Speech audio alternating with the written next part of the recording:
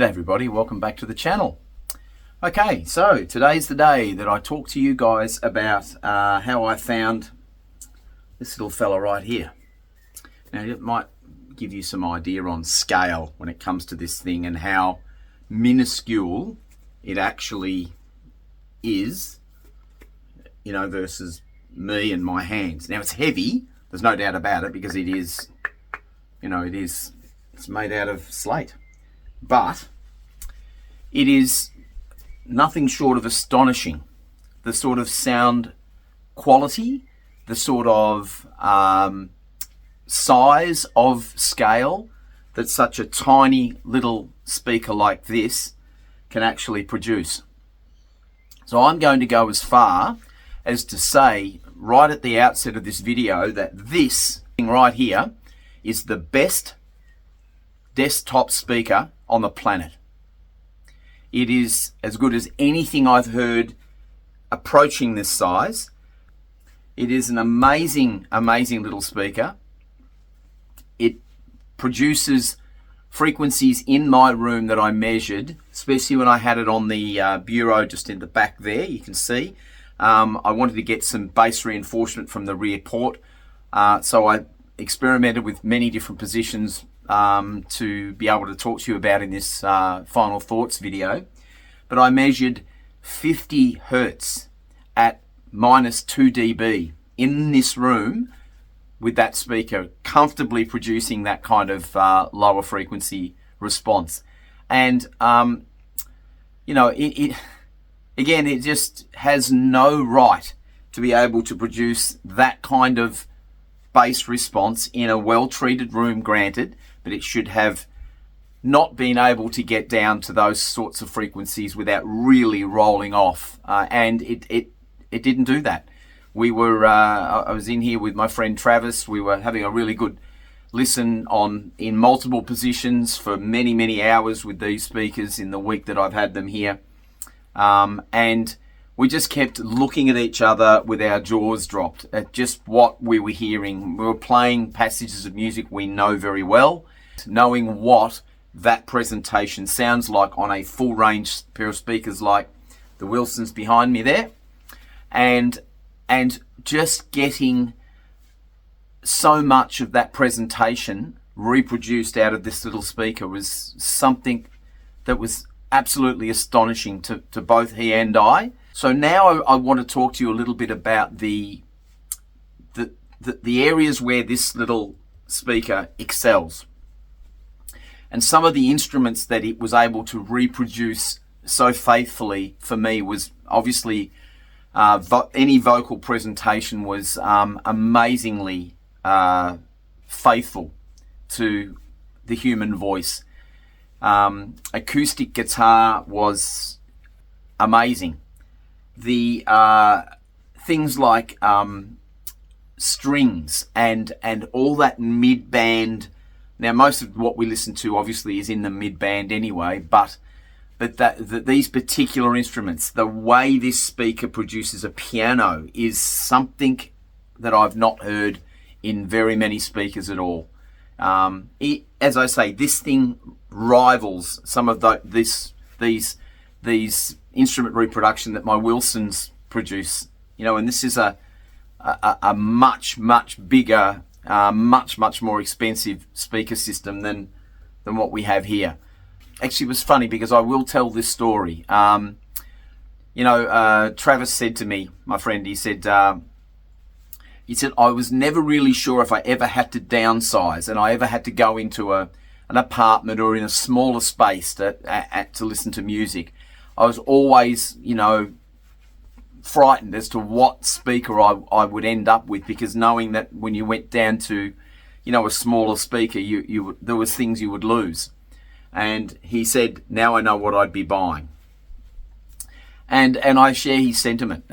If I was in a studio apartment, if I was in a small living space, but I was an audiophile and I really wanted to find a way to reproduce music as close as I could to a full size system, there's nothing else on the planet, as far as I'm concerned, that can rival this speaker in that natural presentation of the audible spectrum. The other thing that comes to mind, both Travis and I agreed immediately on this one, and that is because they have a 3.5-inch mid-bass driver and a silk dome tweeter. That's a very small area of weight and mass to move around. So these speakers sound very electrostatic-like in their pace and their speed. They are super fast. Now, you would kind of expect that given you've got a small mass driver that's moving around. But if you put some good quality amplification in behind these, and I was running my just recapped, just rewired, just souped up to the nines Rotel Michi, original Rotel Michi power amplifier from circa mid-90s, making around about 200 watts per channel into 8 ohms. So plenty of quality amplification being put into these speakers creates that absolute ease and speed and presentation that, well, as I say, is mind-boggling. If you've not heard these little Fischer and Fischer Kleins, I would urge you most definitely to go out and audition them if you are looking for something on a desktop or in a small listening room environment. You could do no better, in my opinion, than to audition, and what I would suggest you would do is eventually buy something like this. If you're here in Australia, then you'd be talking to Geoff from Hey Now Hi-Fi. Geoff is the importer and the dealer for Fischer and Fischer in Australia. And so for my Australian subscriber base, reach out to Geoff at Hey Now Hi-Fi, because he would certainly be able to help you in your acquisition of such an amazing little monitor speaker. So my background comes from sound engineering, and I'm used to hearing monitors in the near field. And as I say, I come from a level of experience when it comes to that environment, and that is why it is such a lofty statement coming from me, but it is one that I am very comfortable in saying, and that is, I've not heard anything better than these. Even something twice the size of these has not so far rivaled what I'm getting out of these speakers. It's been an absolute joy to have them in the room and to listen to them. I've done a lot of listening to these speakers, and I think some of the secret sauce here that we need to talk about is simply the cabinet construction. We are talking about, and you can see the quality of that, that slate finish, the beautiful colours. I've shot some B-roll which I'll put in and talk over for this review. But the construction of the cabinet is extremely low to no resonance. So that is essentially dampening any. Because one of the things you get with a small cabinet, obviously made out of MDF or a timber finish, is the cabinet's going to ring. It's going to energize itself and create anomalies that you do not want to be hearing when you're listening to music.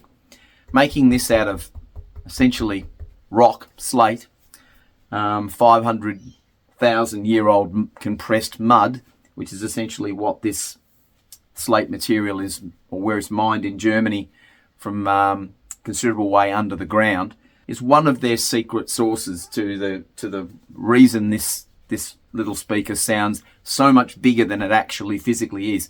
I mean, it is similar to the process involved with what Wilson are doing. They're making a very non-resonant, very inert resin construction that allows the drivers to do the work, not the cabinet.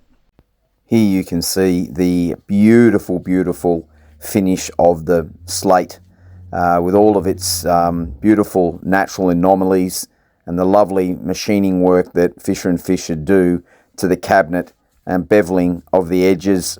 It really is beautiful. Look at the grain and the veining that goes on in this speaker. Just a exquisitely built, top of the range sort of fit and finish to an amazing speaker. Just look at the depth and the total natural look of that slate finish. It just is something really quite special. Here's it from another angle, looking at the other side of the speaker, and then we'll move around to the front and see the machined finish on the front baffle. But again, you can still see all that lovely veining from the slate and the beautiful little mid-bass driver and the silk dome tweeter. Just a stunning little piece of engineering, and that is, I think, some of the reasons why this speaker just sounds so good. It's just quite an impressive little speaker. And the next thing that we need to talk about is just the quality of what you get in the box. Essentially, we have this beautifully constructed wire with speak-on connectors on either end of it that connect from the crossover network to the speaker itself. Now, the only thing that I would say about this is that with these speak-on connectors on right angles, when you're placing the connector into the you lock it in like this and lock it down so it sits in the speaker like that. One of the issues that I had with that I think is a negative, and that is that when that is plugged in to the back here, like so, and we may be able, in fact, bear with me a second and I'll do this right now. I wasn't planning on doing this, but so if we sit this in here like so and lock it in place, then you can see what you've got there. You've got this wire that hangs down and has to be out on a fairly steep angle away from the speaker if you're placing it on a surface like a desktop. And I think that could have been a better design if it had been a straight out arrangement as opposed to a right angle arrangement. I mean, if that is the only criticism that I can make of this speaker system, then it's a pretty good day, because really that is the only criticism that I can make. It's just the angle in which this wire has to come out of the speak-on connector and go away from the speaker. I think would put some pressure on this cable down the track, but it's a very small thing to fix. And then we talk about the other secret sauce that I want to talk about in this whole process here, and that is the separate independent crossover network. That's why they can make this speaker as small as they can make it, because they don't have to worry about putting a crossover network in there. So this is where the other end of that speak-on connector goes, and then you have your binding posts here where your speaker cable would run away to your amplifier. And the Fischer and Fischer logo there on the front, as you can see. Again, it's a lovely constructed, beautiful, what I think to be a timber arrangement with a metal plate there on the back. And that enables Fischer and Fischer to be able to construct a crossover network out of premium high-quality components, which is exactly what they do here, and keep it separate from the cabinetry in the speaker itself. Now, it is a 2-box system then per channel, but this is not offensive as far as its size goes. It's going to be very easy to tuck away and independently. I would independently decouple that crossover unit which is what I did do with these in review. So when these were sitting on top of my Wilsons with the top sections away, I had them just sitting on the Wilsons, because essentially I turned the bottom part of that Wilson speaker into a very, very expensive speaker stand, essentially, that had all the 100 decoupling underneath the that unit, which would essentially make for an amazing speaker stand for this speaker.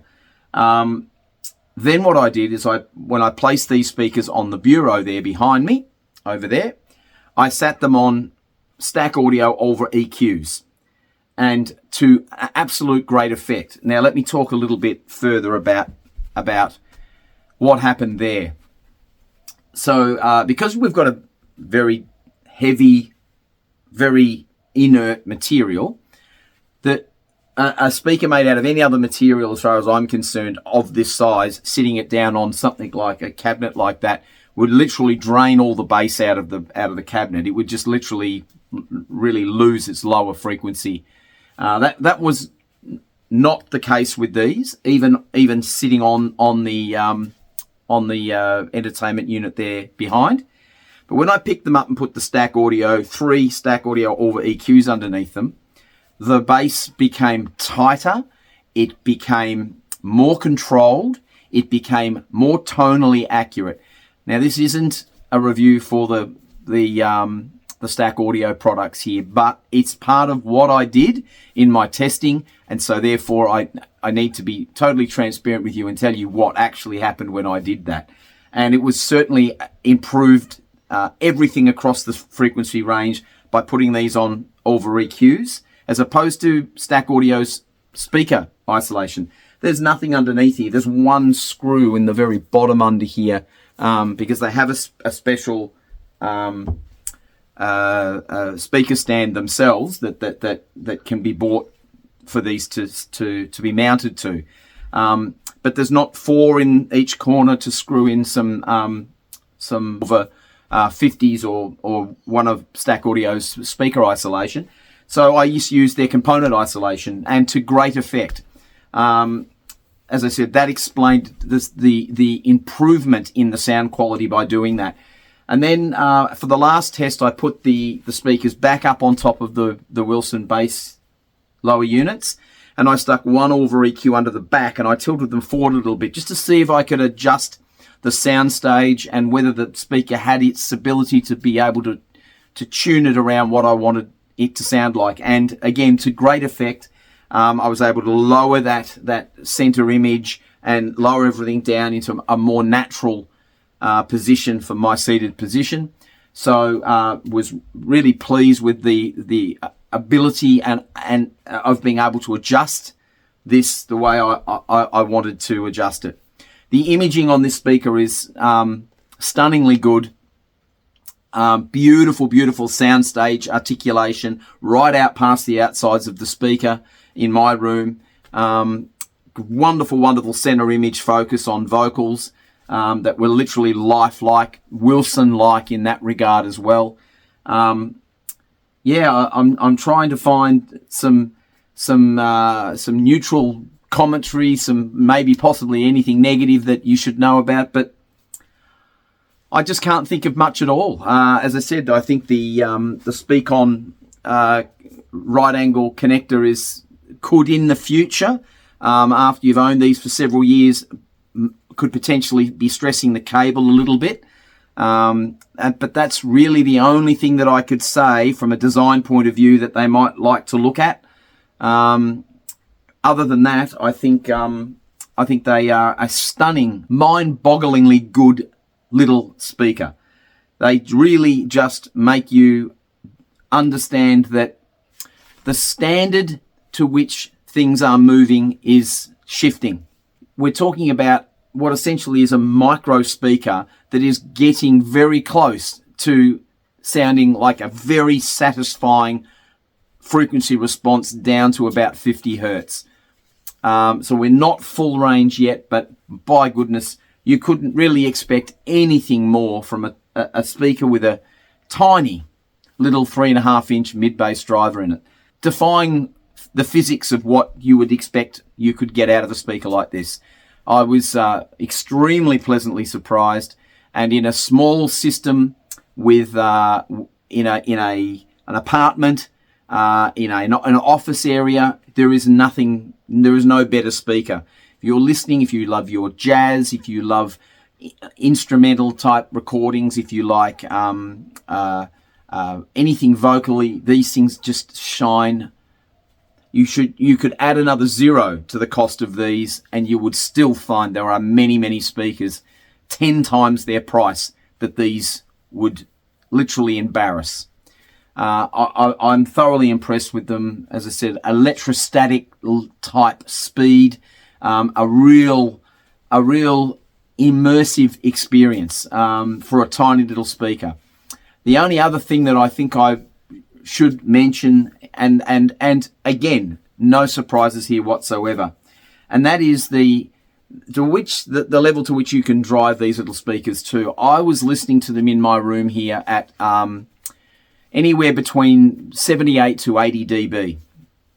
At one point, I was listening to them with maybe 84, 85 dB peaks in this room. That is really the limit where you would want to go with this speaker. I never pushed it to a point where I felt like it was that mid-bass drive was running out of excursion. It never sounded mechanical in any way at all. It never lost its composure to around that point. I didn't push it any further than that. I wasn't prepared to do that, but it is something worth mentioning that, in that realm in my room, I was able to get, at the listening position, comfortably 78 to 80 dB. And I don't critically listen to anything any louder than that in this room anyway.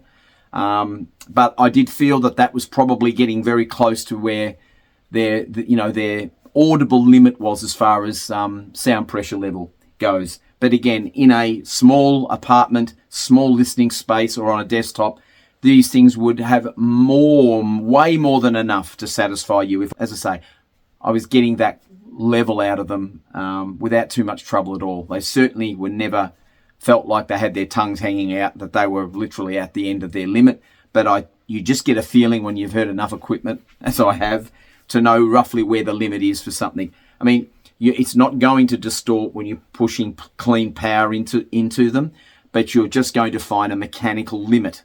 And I felt like I was getting close to that, at that 81, 80 sort of 2 dB range, touching there every once in a while, or peaking at around 84 with some of the tracks we were playing. But it was a very satisfying listen at those kind of levels. You're not wanting for anything more. If you're going to listen to something at concert-like levels, well, this isn't your speaker. It's not going to do concert-level reproductions. It's not going to pressurize a room, but it's going to provide you with a beautiful, very non-fatiguing sounding presentation that is accurate, but yet not etchy or bright or sibilant or hard to listen to. It's not pushing you back in your chair. You're not feeling any of that. There's a real sense of engagement in the music, and I definitely felt that was the case listening to these over the time I've had them. They absolutely get a 10 out of 10, absolute thumbs up from me. They are a stunning, stunning piece of engineering and design to be able to create such an amazing little speaker at the size this thing is just been a joy, an absolute joy for me to listen to. So do yourself a favor, if you ever get an opportunity to have a listen to these or to have a demo of these, you need to do it. If you're in that environment where this would be perfect for you, I have not heard anything any better. These are as good as anything I've ever heard in that size, and in fact in that size-defying size that they are, because they really do punch miles above their weight. So anyway, that probably wraps things up in relation to my final thoughts on these. If you've got any questions, or if you have anything further you'd like me to discuss with you on a one-on-one basis through the channel, leave your comments below in the video. I'll only be too happy to answer any questions you might have.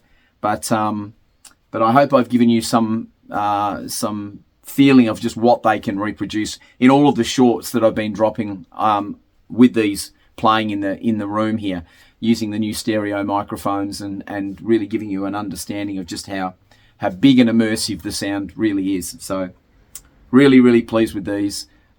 Please have a listen to them if you're in the market for something like this. They are absolutely phenomenally good. Soon coming up next, I'll be doing the review on the Serene record clamp from Stack Audio. So stay tuned if you're waiting for that one. That one is coming. I'm doing a lot of testing on that to arrive at a position. I'll have a lot to say about that in my video on my final thoughts with that.